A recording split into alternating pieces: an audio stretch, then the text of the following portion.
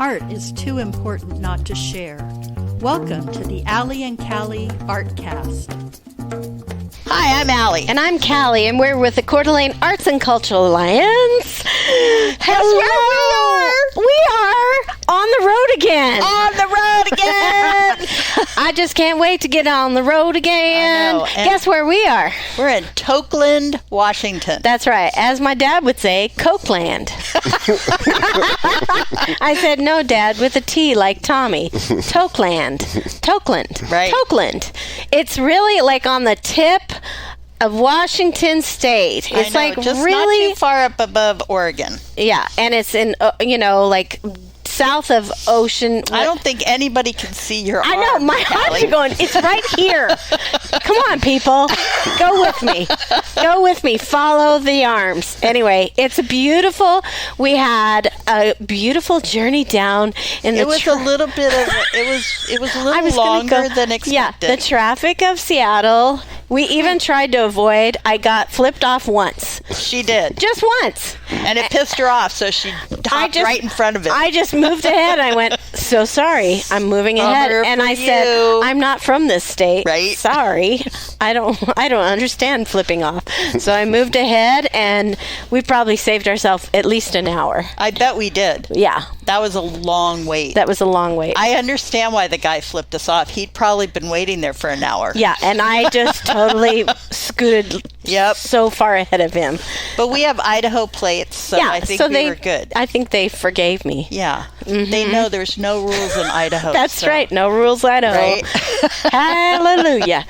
Anyway, it was Anyway. so fun. We've had a great trip down with Kristen and Allie, and we are so excited to be here. We're going to skip some of the banter. Oh, yeah, because we are in We're the having studio. so much fun already. Right. We're in the studio with Jeffro Uitto. Yeah. Did we say that right? Well, I don't even know how to pronounce it right. There you go, because I was like, you. How do you usually say it? I say Uitto, but I think Uitto? yeah, it's Finnish, so it would be Uitto or Uitto. something like that. We are in the midst of Driftwood land. Yes. He is an artist living in Tokeland, and we actually stumbled upon his artwork from Cranberry Road Winery. Chris and Maria Tiffany said, you need to go talk to him in Tokeland. So And we said, did. where does he live? He lives on the coast. We're like, done. We're there. Yep. Tell us when. When and where. So we came down here, and he has the most beautiful driftwood art that I don't know anyone who's done this. I don't know. There might be other people. The only one I've ever seen that has done this before is Deborah Butterfield. Yeah. She does the Driftwood horses. Okay. And I got to meet her, actually, in Walla Walla. Okay. But I loved her work, and I got to watch her do a patina demonstration, which was really cool. Mm-hmm. But she has her work done in bronze, ultimately done. Yeah. She doesn't actually. Her finished pieces aren't driftwood. So welcome. Yes. Well, thank you. Thank you for inviting us to your studio and showing us to your other studio, because we've already been in one studio, and now we're in the. I don't know. Is this the? This is the inner workings of my mind in here. Yes. Yeah. We can see. There's so much wood his here. brain is pretty active. We'll take pictures. We'll link some pictures with this podcast. Oh, for sure. Check out the Facebook page. Yeah, because this is. Oh my gosh, a woodmaker's dream. Right. It's awesome. So, Jeffro, how did you get started?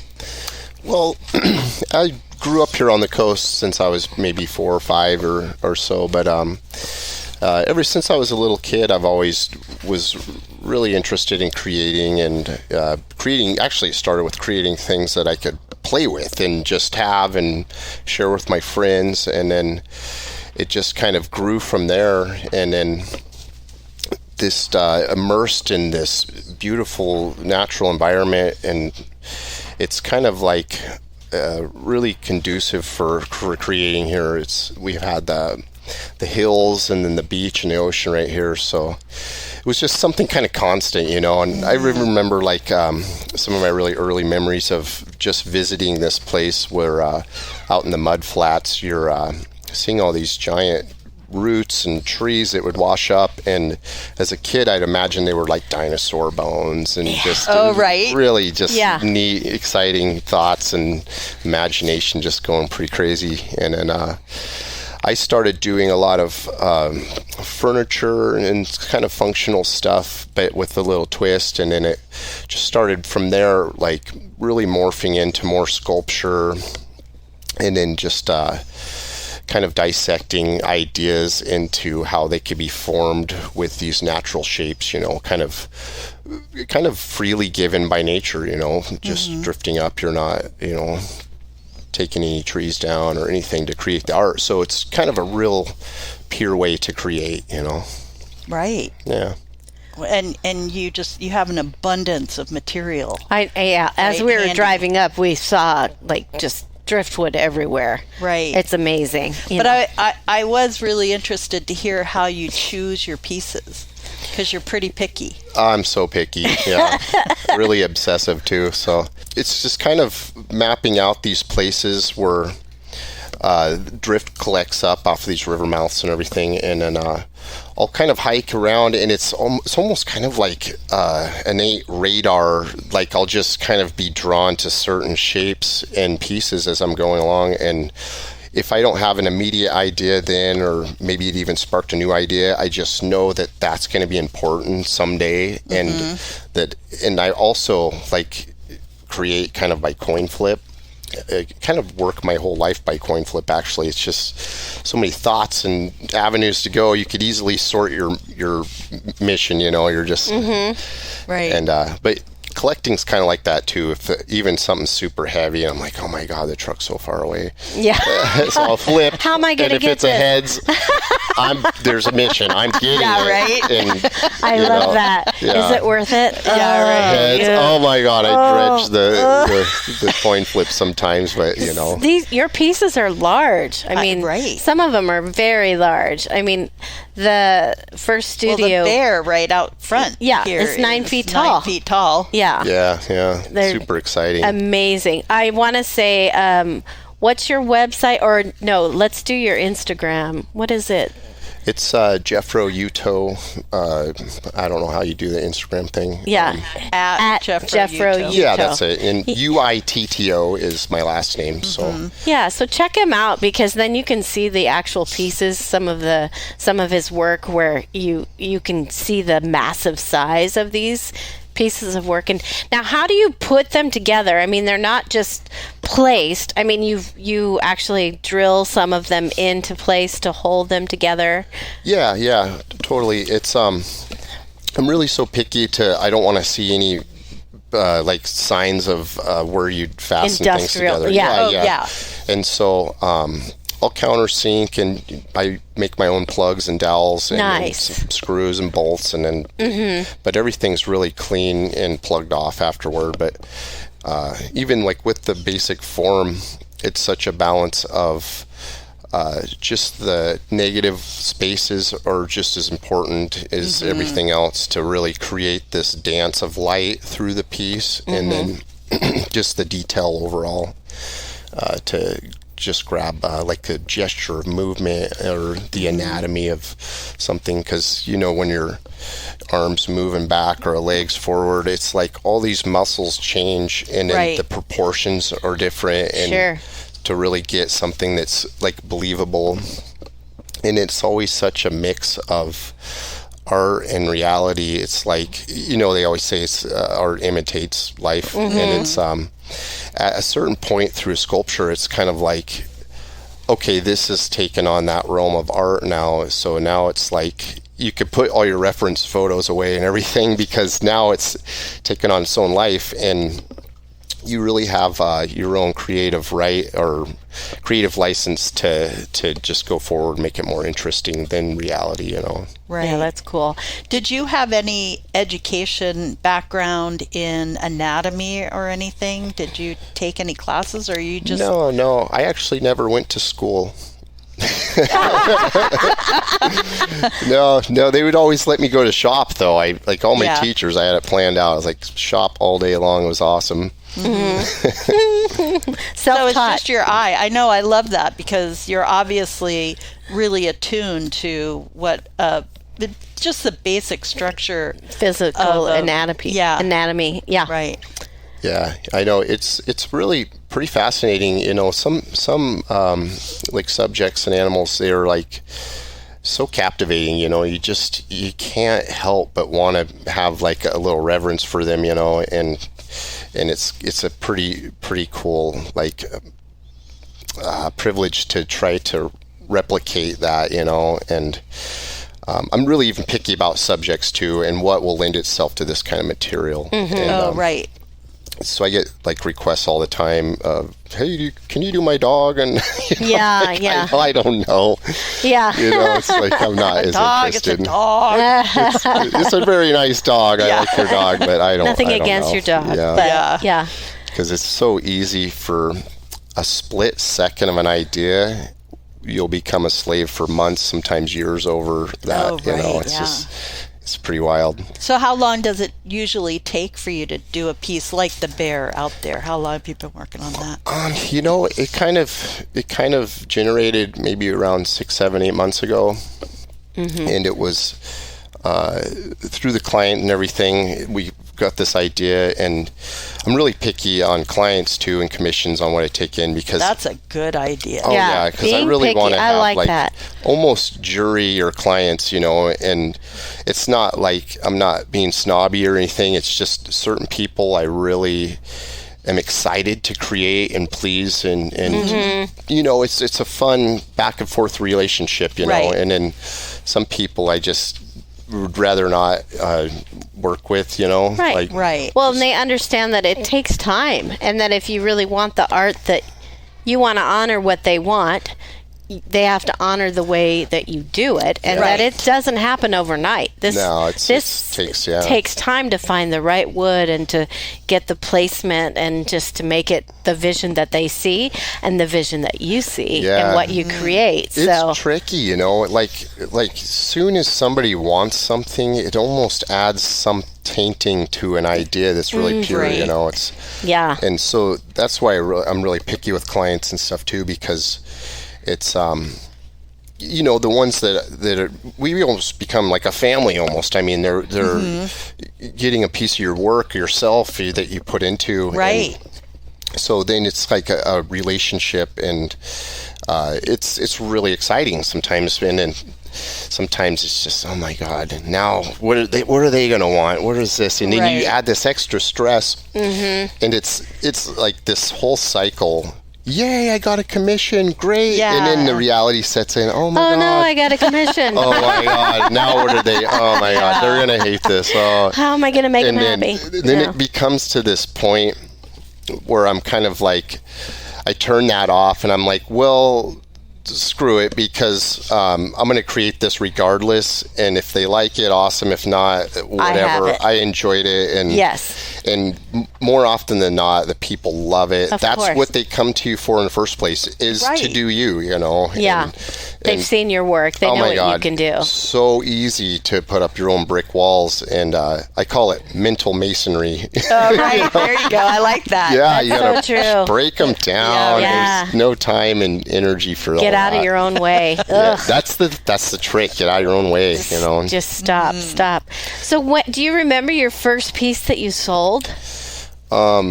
You know, I remember like the first piece I traded as a little kid. I was, I don't know, maybe 5-ish or so, and then I was always able to have knives and stuff. It was just where we grew up. It's just Sure. But I would always be carving things, and then of course, being a young boy, I'd love carving swords and knives. Oh, yeah, right? of course. Yeah.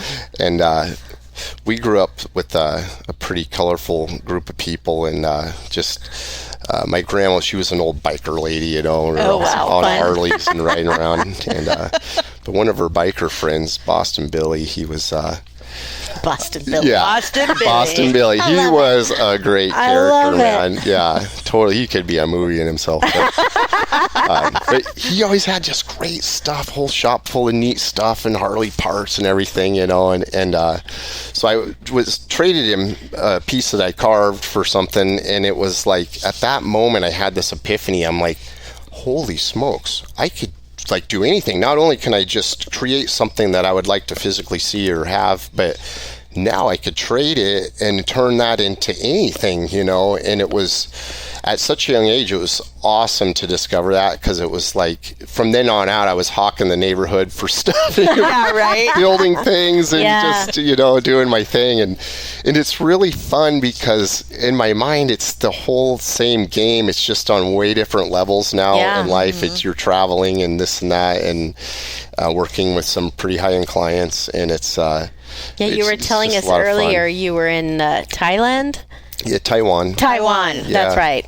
And you did a piece there, and for the museum in Tainan, and it was really a beautiful show. They had collected up a few artists from around the world that were working with kind of recycled, reused materials to create these animal sculptures, and it was called Let's Dance, and it was kind of cool. So there was some pretty amazing people from around the world, and to get to be a part of that was so exciting. I bet. It was like they didn't even know what I was going to do. They just wanted a piece of my work there. And like I've told you guys earlier, we were talking about how sometimes they'll save material for several years, you know. Right. And I've been wanting to do a rhinoceros at that point. I was saving these beautiful textured pieces, and then they contacted me about wanting to do this show, and I was like, oh, I got the idea for you, you know? And like, I just was like, let me get back with you in a little bit of a few months to see if I can actually pull this off. Right. And oh my God, I just went into that obsessive rabbit hole. Yeah. Like, I'm going to make this. Oh my God. You know, and so like on that stage of the process of a sculpture, I will kind of gather everything that pertains to that idea and then isolate myself with just that material. So I'm not really overwhelmed with the fluff, you know? Yeah. And then I just went for it like crazy. And then my wife, Zila, her name's Zila McKinstry, she's a beautiful artist in her own right, you know? And so we create a lot of the time together, and it's kind of the same thing. We're just get excited, you know, and then like just dive into this thing. And I don't even remember how many months. I had a deadline at the time, but it came together, and it was just so freaking amazing. And the piece was awesome. The whole show, the people involved, and the museum was just really gracious to have us there. And it was Did you create it there and take the pieces there, or ship it? They shipped it out from here. I think they flew it out. Wow. And that was even really fun because they had a whole art shipping crew that deals a lot with Dale Chihuli's work. Oh, wow, yeah. And then, so they're really good at huge, they know what things, to do. You know? Right. And so that was pretty exciting, you know, to work with everybody involved in that. Hey, y'all. It's Jason from Tubbs Coffee Roasters. We are North Idaho's specialty coffee roaster. We are homegrown and we are local. We love coffee and we love our community, especially Allie and Callie in ArtCast. We have a retail space in our roastery in Hayden, and we can also be found on the shelves at Super One and Yokes. And if you like to buy coffee online, we do offer subscriptions. You can find us at tubbscoffeeroasters.com. Support arts and culture and your local roaster. That's all. So we're back in your studio. This is is this the working studio? The other one was like storage. Knock on wood. Knock on wood. Okay. Knock on wood. Yeah. And in here, we did see a piece that was a prehistoric bird that had some moved. mechanical. Yeah. That was very cool. And we see some bikes in front of us. And yeah. So you got a little of everything in this studio. What do you... Oh my God, I'm so eclectic. It's like, I don't know, I find certain objects seem like art to me, you know, when I find them. And you guys will probably think I'm a little funny, but I love just to go to the dump and hang out, scrapyard or whatever. There's so much. That sounds like Callie's gold. It's Have awesome, you met my man. husband? I think you might have met my Creating husband. just out of this stuff, and it's Like the it's leg. fun. Yeah. There's just There's like a model leg. mannequin leg. Yeah. Prosthetic. No, yeah, that's a prosthetic. It's a real prosthetic. Yeah. Yeah. Oh wow. We drink beer out of it sometimes. we don't. Oh my I'm God, just joking. E.T. There's E.T. E.T.'s Oh, there. I found that guy at the Goodwill, Oh and my I was God. on my Harley at the time, so I had to strap him onto my Harley and get him home. I love it. I love it. There's all kinds of fun stuff in here, though. Yeah, It's it's just fun. A lot of this stuff is from friends and journeys, and you kind of collect up and surround yourself with like this energy, and it's oh yeah. and it's kind of it undulates, and like often I'm an object placer. I'll give things away all the time, or trade or sell or whatever. But it's like it's just so much fun to get really excited when you discover something and find things, and it's like that high you get, and then at the same token, you could regenerate that high again in somebody else with that same object, and Yeah. it regenerates that same energy, and it's like, oh my God! So it's so fun to just caretaker things and pass them along, Right. Very cool. Pretty Yeah. incredible. I love the saying up there. The world begins where the road ends. Yeah, that's Eddie Vedder. Oh, it's Eddie Vedder. Yeah. That was from the Ohana Festival. Nice. Wow. And we did see that you made a throne for him. Yeah. How It's come he didn't take it? well, COVID hit. I was going to do the festival again, and It just whole didn't happen. story. Dang that dang COVID. I know. I might make it down again this year. I've been doing this humpback whale That's on very- display down there at the festival. Oh, it's Oh yeah. so cool. It's pretty cool. It's very cool. Yeah. It's a lot of fun to go down there and interact with everybody. Yeah.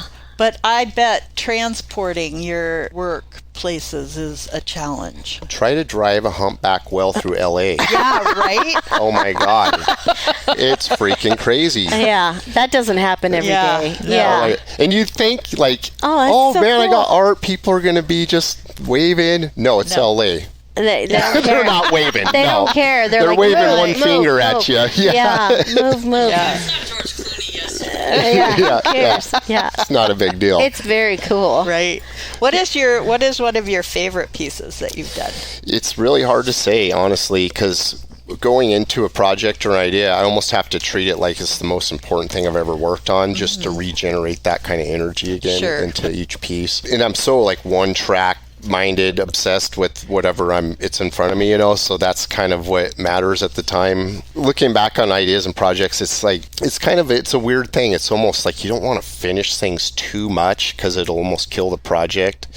Like there's just nowhere else to go on it. You're completely done, get it out of here. And Yeah. then like a lot of the pieces I have such a connection with in a journey just to collect the material that it's like it's just really exciting still, like, and even after the project it's almost like I had nothing to do with it, I'm just a viewer at the same time as everybody else seeing it, because it's just some kind of certain level of energy that you're able to tap into to really just that unhindered creative, like you're not trying to control it, and you're not trying to, you're not worried about the outcome. You're just making motions and getting that perpetuation of that energy going. Right. Right. And you can find all kinds of wood. And what are your favorite woods? We were talking about this earlier, like you said the cedar, the red cedar, because it's beautiful.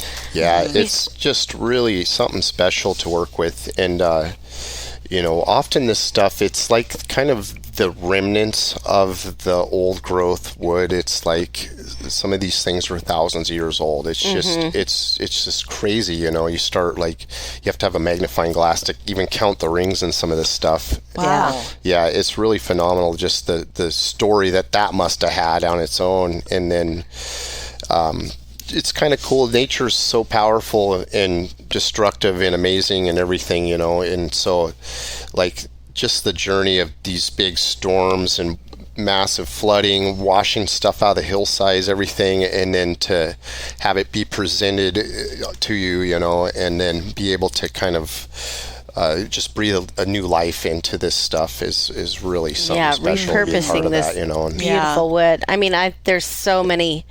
I mean, I'm looking around. There's great wood here. I mean, it's just. I love the burl wood and all the, you know, because I do woodwork with resin and stuff like that. But the variety of shapes everywhere. Amazing. I mean, incredible. I am looking at some of the driftwood just in that front area. Yeah. And it's like I don't even understand the tree that it came from. Yeah. Where did that come it's from? pretty remarkable, yeah. And I'm like hunting high and low, you know, and like this bucket was in front of us is just filled with hundreds of really small pieces, but like these, you know, were found one at a time for years and years, and this is kind of like more of the facial feature details. And then we were asking earlier, like, I bet people just drop off wood all the time. Like, right. Jeffro, look what I found. And you're like, thanks. Yeah. Oh, yeah. I have maybe like one or two people that really get it and know what I'm looking for and have a good eye, but most of the time, you know, you have a lot, and it's hard because, you know, normally you'd think, wow, this is great wood, you could build something out of it, but it's like just I don't know, there's just I'm just really drawn to certain pieces. You have a connection, you see it 100%. You see something out of it right away. You know. It's just special, like even just an idea of creating a sculpture, say we're talking about the bear or something like that, it's in your mind you're dissecting every inch of this thing into movement and anatomy and just form and the balance of the whole piece. And so you're thinking of that and taking these shapes, like you're thinking, okay, well, this could be maybe partially of a right bottom eye socket here, you know. Right. So you're just kind of dissecting the whole idea to create this whole and building like inside out, and so you're creating a mass instead of like a wood sculptor would be taking away material to and reveal, you're building it. Yeah, so it's a kind of an opposite way of sculpting, you know, with wood, but it's just so amazing. And I love the other way too. I love getting just really funky with freeform carving, and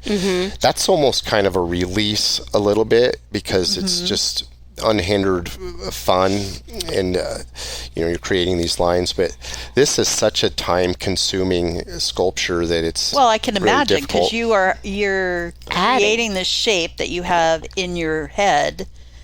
And yet you have to find the perfect piece that goes and describes exactly what it is you're trying to say. And there's infinite ways that it could be done, you know, and there's no right or wrong way. It's just being so picky about it will end up more often than not that this will be a really great piece, you know. Right.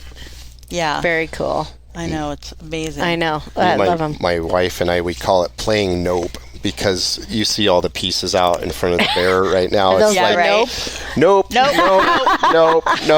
maybe not at all. I hate that. Yeah, you know, that's this not going to work. Go. That's a winner. You know. know. That's so funny. I bet you have awesome bonfires. Oh yeah, that's why nobody sees the work that didn't make it. That was that dog. Yeah. But I'm here all day, folks. Oh my God. My friend, he was at this big carving show, right? And these people come up, same kind of deal. Man, can you carve my dog? And he's like, ooh, you're going to have to hold him still. You know, like... Oh my gosh. That would be a mess. Yeah. That's so great. Oh, boy. Oh my gosh. And now you also have started in Tokeland. How many years have you been doing the festival?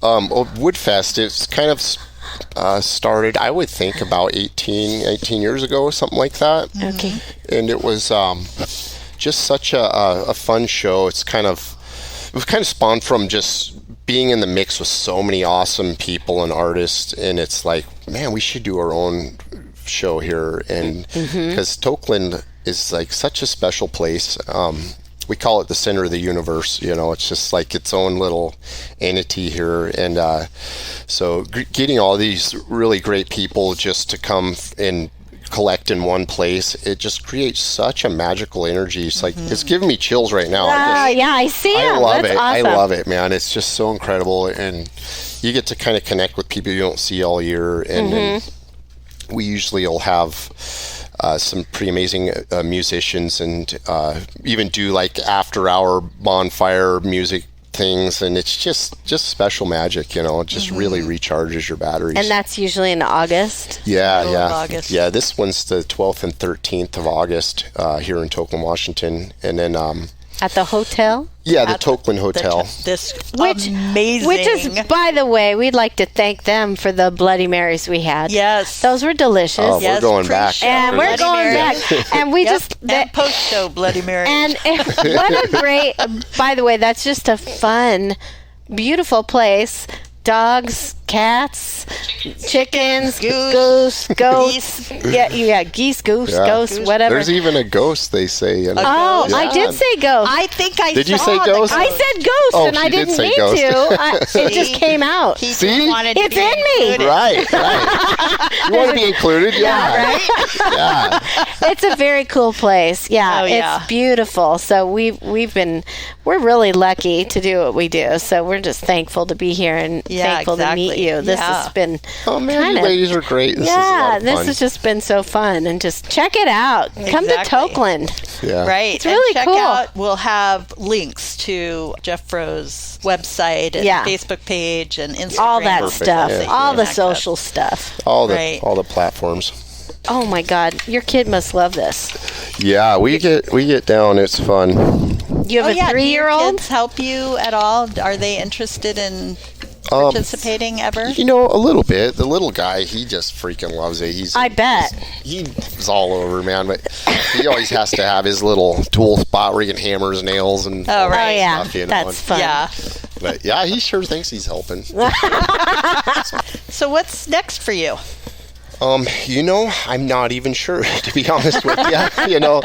It's crazy. You could just get some magic email and then you're across the world somewhere. It's just, you just never know. And Where else? Where are some places that That's what I was gonna say. gone? I mean, we know about Taiwan, but yeah, Taiwan. I did this thing in Moscow in Russia several years ago. Oh wow.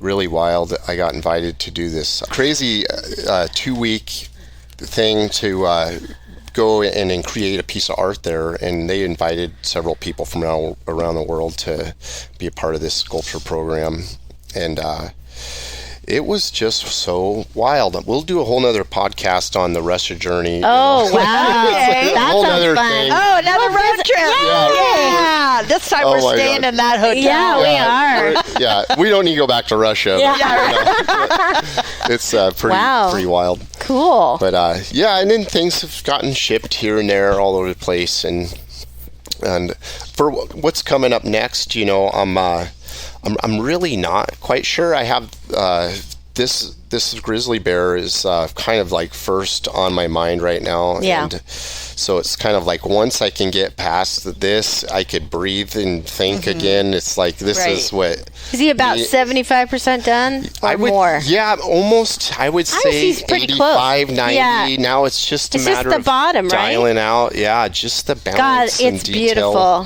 He's really beautiful. And Whoever gets him, he's gonna like it. yeah, He or it's she. going to Whistler. Oh yeah. Oh wow! Yeah, it's going Nice. to be really cool. So I'm super excited about that. But after that, I don't know. I kind of want to play with some stuff in the wintertime for projects. Yeah, I'm up in the air. I have That's no all idea. right. Yeah.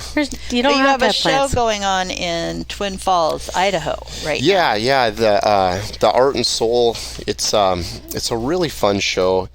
And this town is just incredible. They do this show. I'm not sure. I think maybe for the last 8 years or more. I can't remember, but they have there's probably 200 or 300 artists involved, but it's down to like kindergartners on up, and they just really support the art scene and just the young artists and everything like that. And it's just such an amazing show, and all the people involved are just so awesome. And I actually, you have to have like a sponsor and a venue to where your piece is going to be displayed.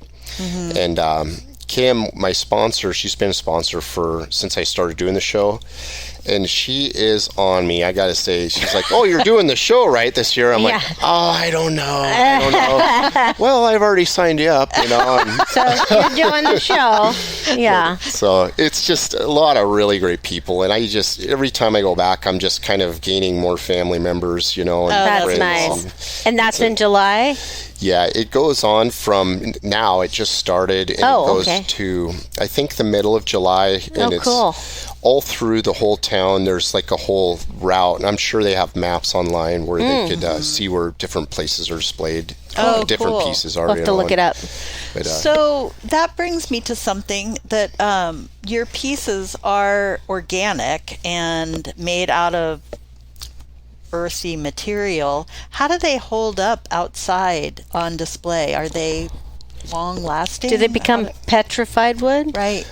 Maybe after millions of years. I don't know. I don't know. I won't be around that long. We're going to find the grizzly bear. It's petrified. That'd be pretty crazy. Wouldn't that be kind of cool, though? Localized wood or something. That'd be kind of cool. That'd be amazing. Anyway. Yeah.